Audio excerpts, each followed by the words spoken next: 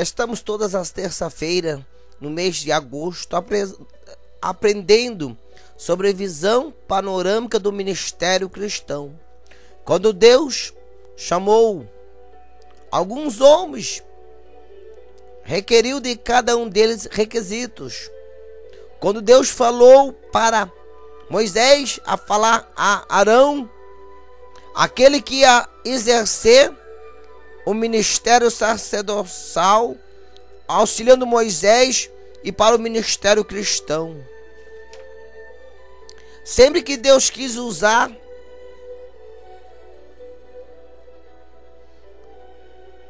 alguém com um dom específico, ele exigiu que este alguém preenchesse alguns requisitos.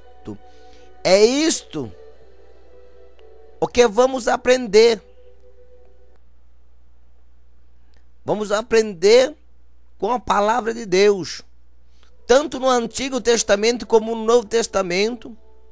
Deus, quando chamou Abraão, ele falou assim: sai da sua terra. Gênesis capítulo 2. Sai da sua parentela. Depois exigiu que andasse em sua presença com uma vida perfeita. Gênesis capítulo 17 e o verso 1. Jesus também fez algumas exigências aos seus discípulos. Capítulo 5, verso 5 e 8. Esta exigência não é outra coisa senão uma vida de santificação. A santificação do obreiro deve ser total. Isto é, do corpo, da alma e do espírito. Em 1 Tessalonicenses capítulo 5, verso 23. Do coração, Mateus 5 e 8. Do pensamento, Filipenses 4 e 8. Dos lábios, Colossenses 3 e 8 e 9. Dos olhos, 1 João capítulo 2, verso 15. Das mãos, Salmos 24 e 4. Dos pés, Efésios capítulo 6, verso 15. E Eclesiastes capítulo 5, verso 1. Dos ouvidos, Deuteronômio 28 e 62. Em toda maneira de viver. 1 Pedro capítulo 1, verso 15 e verso 16. Vamos aprender alguns pré-requisitos do obreiro. Aleluia! Glória a Deus! Deus é fiel. Se o obreiro não buscar a santificação para a sua vida, ele se torna uma pessoa desqualificada para o exercício ministerial. Já na antiga aliança, aquele que possua qualquer defeito físico não poderia exercer o ofício sacerdotal. Isto bem claro no seguinte texto, Levítico capítulo 21, verso 17 e verso 18. Quando Deus fala para Moisés, falar a Arão para exercer o sacerdócio levítico, tinha alguns requisitos. Quais? Cego, não poderia ser cego. A cegueira diz respeito à falta de visão. O obreiro tem que ter visão. Os que não possuem uma boa visão espiritual não podem servir a obra. Apocalipse capítulo 3, 18. Coxo são os que não possuem um andar firme. O obreiro tem que ter firmeza no seu andar. Isso mesmo não oferece nenhuma firmeza. O obreiro, como exemplo, precisa andar com firmeza. Hebreus capítulo 12, verso 12. Nariz chato. Esse defeito certamente se refere aos que entram em questão alheia. 1 Pedro capítulo 4, verso 15. Membros demasiadamente compridos. Esse defeito refere-se aos que crescem inconvenientemente fora da graça e adquirem todas as deformidades. Tito capítulo 1, verso 15. Verso 11, Tito, capítulo 1, verso 11. E em 2 Timóteo, capítulo 4, verso 14. Pé quebrado, ô glória. O que é isso? Assim como aquele que tem o pé quebrado está impossibilitado de andar espiritualmente, refere-se aos que não andam indignamente na presença de Deus. Efésios capítulo 4, verso 1. Mão quebrada significa a inatividade de servir, de trabalhar. Obreiro não pode ser uma pessoa improdutiva, pois aquele que não dá fruto é cortado da videira, que é Cristo. João capítulo 15, verso 1, verso 2. Mão quebrada significa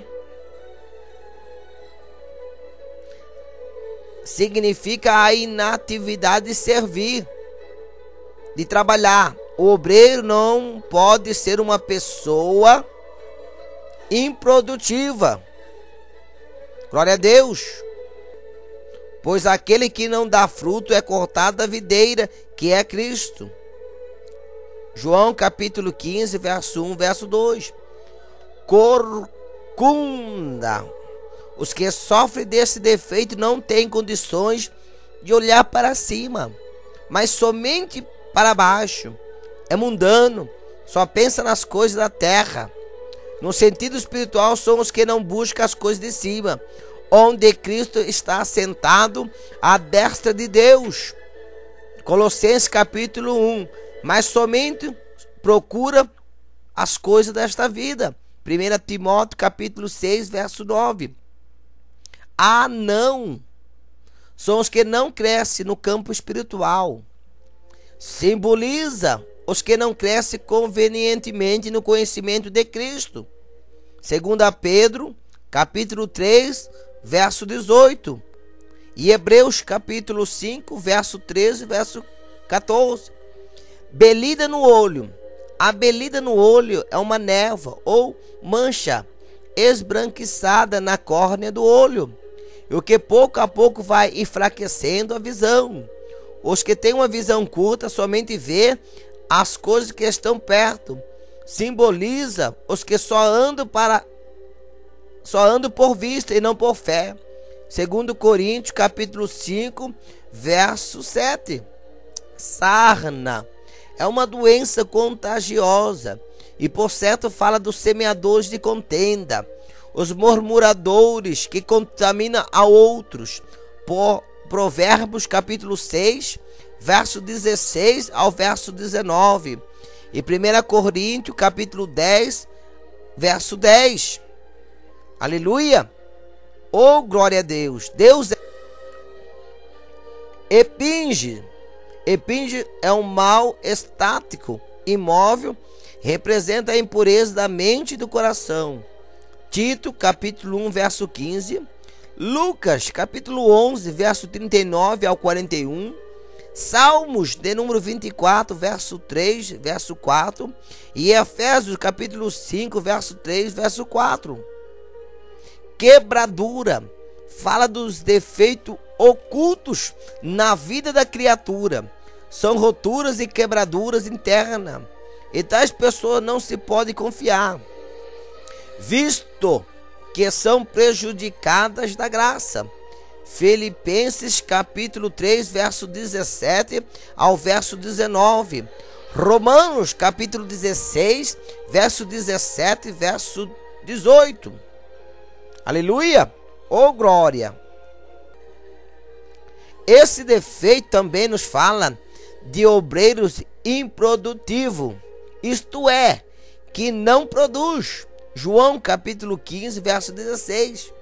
Deuteronômio capítulo 23, verso 1. Para cooperar, irmão, com Moisés na condução do povo a Canaã. A Bíblia nos diz que quando Jetro, sogro de Moisés, foi ao deserto para uma visita a ele, ficou admirado com a tamanha responsabilidade que tinha Moisés de atender toda aquela multidão. Que Jetro o aconselhou dizendo: não é bom o que fazes, pois certamente desfalecerás. Aleluia! Oh, glória a Deus! Assim tu, como este povo que está contigo, representa o povo diante de Deus, eleva suas causas a Deus, porém procura dentre o povo homens capazes, temente a Deus, homens de verdade, que aborreça a avareza. Põe-nos sobre eles por chefe de 1000, chefe de 100, chefe de 50 e chefe de 10. Êxodo capítulo 18, verso 14 ao 24. Muitas vezes, irmão, nós colocamos alguém porque Deus é fiel. Dividimos, delegamos, colocamos pessoas à frente, irmão, de grupos, de mocidade, de ciclo de oração, de campanhas, porque confiamos. Porque o pastor, irmão, não tem condições de estar em todos os lugares. O pastor não tem condições de estar dirigindo, louvando. Por isso que Deus, irmão, distribuiu alguns dons na igreja, para o crescimento, para o louvor, para a glória. O pastor tem um cuidado, irmão, de ensinar, de ministrar, de cuidar, de amparar, de mostrar o caminho. Muitas vezes, o pastor coloca a primeira, a segunda no ciclo de oração, porque está representando o pastor. E também o pastor confia nesta pessoa. Aleluia! Na mocidade não é diferente. Também no grupo das crianças, no louvor. Porque o pastor sozinho não faz a obra. O pastor, irmão, é como andorinha. Sozinha não faz verão. Mas quando nós vemos, irmão, inúmeros passarinhos, ali o céu fica lindo. É como igreja. O pastor precisa de você, da tua ajuda, como Deus confia em ti. Então, se você tem um chamado, se você ocupa uma posição, ainda não ocupa, descansa no Senhor, porque o Senhor um dia vai contar contigo. Mas busque, leia, medite, irmão, procure os cultos de ensino, leia a Bíblia. Não precisa, irmão, você ocupar a posição, mas comece agora. Comece a encher o teu vaso com azeite, buscando o conhecimento do céu, buscando, irmão, as revelações do Espírito Santo, se preparando. Eu nunca vi, irmão, Deus chamando homens desocupados. Vemos aqui inúmeros exemplos, irmãos. Vamos ver aqui na Bíblia inúmeros exemplos de homens que foi chamado por Deus. Homens que estavam malhando trigo, homens que estavam cuidando de ovelha, homens que estavam dirigindo junta de bois. Eram homens ocupados. Aleluia! Louvado seja o Senhor. Observe que foi exigido, irmão, pelo menos 4 indispensáveis qualidades ou requisito. Portanto, nunca foi certo nem será colocar a pessoa no ministério que não revelem os requisitos exigidos por Deus. Assim como Deus exigiu no passado, da mesma maneira Ele faz ainda hoje, porque Ele não muda. Hebreus capítulo 13, verso 8. Nosso Deus é de ontem, hoje e eternamente. Aleluia! Louvado seja Deus. Para exercer o ministério cristão. Aleluia! Assim como Deus estabeleceu regras no Antigo Testamento para aqueles que viessem assumir qualquer função sacerdotal, como algum outro trabalho na sua obra, Ele também estabeleceu certa exigência para os candidatos ao ministério cristão. Vejamos algumas das exigências que, de acordo com a Bíblia, nos diz em 1 Timóteo capítulo 3, do verso 1 ao 3. Irrepreensível, ô glória, de todas as exigências que o apóstolo Paulo, recebendo de Deus para o candidato ao ministério, esta é a mais importante, pois todo aquele que tem esta qualidade, com certeza possui as demais. Ser irrepreensível, não é outra coisa senão ter um bom testemunho. Atos capítulo 16, verso 1, verso 2. Bom nome, Provérbios 22 e 1. Boa fama, Eclesiastes capítulo 7, verso 1. É importante saber que o bom testemunho que o obreiro deve ter abrange toda a sua vida. 3 pontos. Primeiro ponto, bom testemunho dos de casa. Segundo Reis, capítulo 4, verso 26. Bom testemunho da igreja. Atos, capítulo 16, verso 1, verso 2. Bom testemunhos do de fora. Primeira carta aos Coríntios, capítulo 4, verso 1. A coisa mais importante na vida de um obreiro é ele ter um bom testemunho.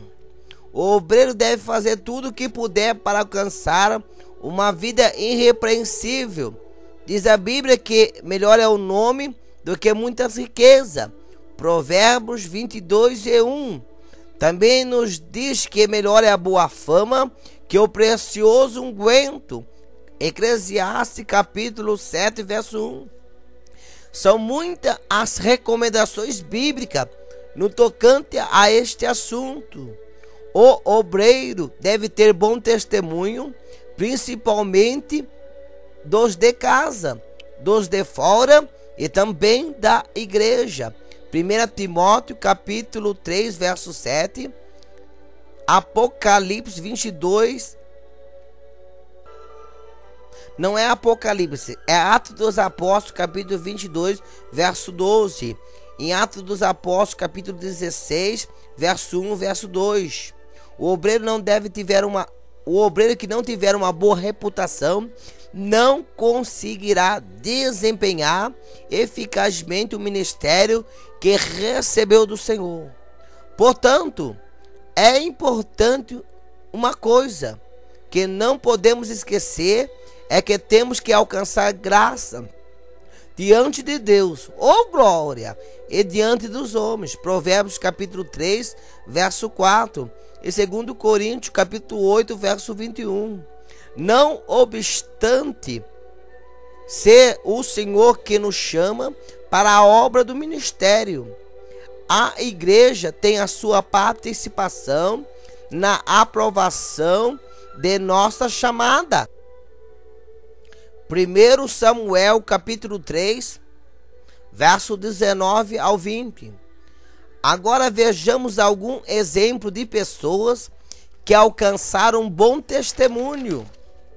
Abraão foi chamado príncipe de Deus. Gênesis capítulo 23 e 6. Davi, anjo de Deus. 1 Samuel 29, verso 9. E 2 Samuel capítulo 14, verso 17. Eliseu, santo homem de Deus. 2 Reis capítulo 4, verso 8, verso 9. O obreiro deve ter uma vida exemplar em tudo. 1 Timóteo capítulo 4, o verso. Aleluia. 1 Timóteo capítulo 4, verso 2. 2 Coríntios capítulo 6, do 4 ao 10. O obreiro deve ser uma pessoa cuja fidelidade a Cristo pode ser tomada como padrão ou exemplo.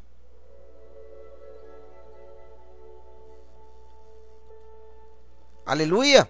Louvado seja Deus.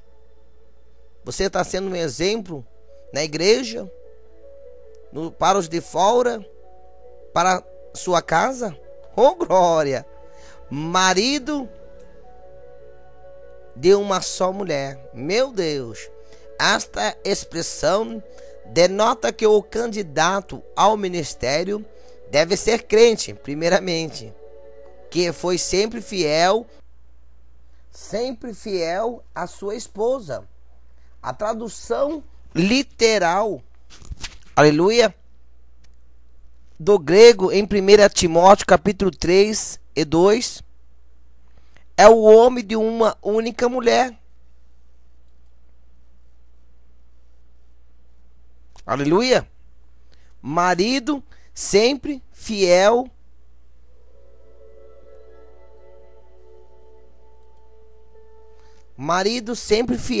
à sua esposa. Consequentemente, quem na igreja comete grave pecado morais desqualifica-se para o exercício do ministério cristão. Tais pessoas podem ser plenamente perdoadas pela graça de Deus. Aleluia! Mas perderam a condição de servir como exemplo de perseverança inabalável na fé, no amor e na pureza. Aleluia! Já no Antigo Testamento, Deus expressamente requereu que os dirigentes do seu povo fossem homens de elevados padrões morais e espirituais. Se falhassem, seriam substituídos. Gênesis capítulo 49, verso 4, Levítico capítulo 10, verso 2, Levítico 21, verso 7 e Números capítulo 20, verso 12. Aleluia! Veja outras exigências para o candidato ministerial: vigilante, sóbrio, hospitaleiro, apto para ensinar, não dado ao vinho, não espancador, mas moderado, inimigo de contendas, não ganancioso, que governe bem a sua própria casa, que tenha os filhos em sujeição, não neófito, para não cair na condenação do diabo, não soberbo, não irascível, justo, piedoso, temperante, que retém firme a palavra. 1 Timóteo capítulo 3, do verso 1 ao 13, Tito capítulo 1, verso 5. Aleluia! Oh, louvado seja o Senhor. Tendo em vista ser o ministério uma grande responsabilidade e indispensável que o obreiro tenha a devida formação para desempenhar